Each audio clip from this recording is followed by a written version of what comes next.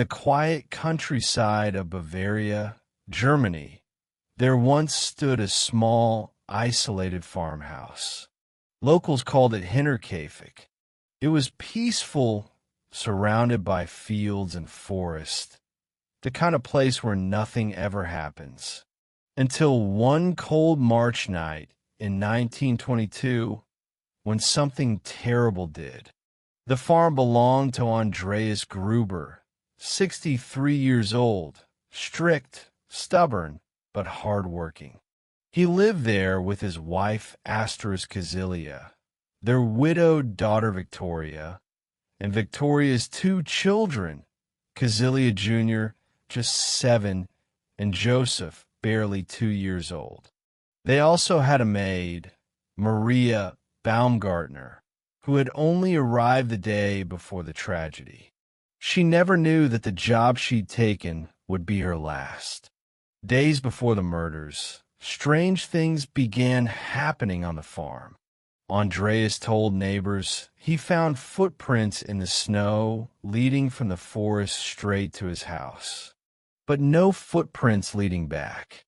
Inside, he heard footsteps in the attic, creaking above his head when no one else was there. A set of keys went missing, and a newspaper appeared on the table, one that no one in the family had bought. When he told people, they laughed it off. But Andreas wasn't the kind of man who joked. Something, or someone, was already inside the house. On the night of March 31st, 1922, the farm went silent. No one knows exactly what happened, but investigators later pieced together a chilling sequence of events.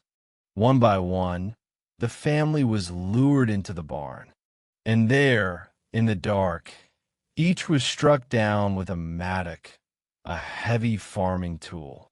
Andreas, his wife, Kazilia, Victoria, little Kazilia Jr. Then the killer walked inside and murdered the maid Maria and baby Joseph, asleep in his cot. All 6 gone. For days, no one noticed. Neighbors assumed the Grubers were busy working. But when the mail piled up and smoke stopped rising from the chimney, a few locals went to check. Inside the barn, they found the bodies covered with hay. And inside the house, the horror continued. The maid, the baby, both dead. The family's dog was still alive, barking endlessly, half-starved. But what terrified investigators most was that someone had been living there afterward. The chimney had fresh smoke. The animals had been fed. The kitchen showed signs of meals cooked after the murders. Whoever killed the family stayed on the farm for days, living among their corpses.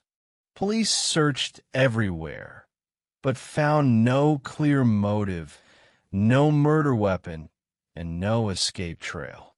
Over the years, hundreds of suspects were questioned: jealous lovers, vagrants, even Victoria's own father, rumored to have an unholy relationship with her.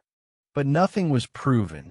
The murderer vanished into the cold German woods, leaving behind silence, ashes, and fear. Some believe it was a former lover of Victoria, seeking revenge. Others think it was a robbery gone wrong, though nothing valuable was taken. And then there's the darkest theory, that the killer was someone who had lived among them, hiding in the attic, watching, waiting until the time was right. Even modern DNA tests haven't solved it. The case file remains open, 103 years later.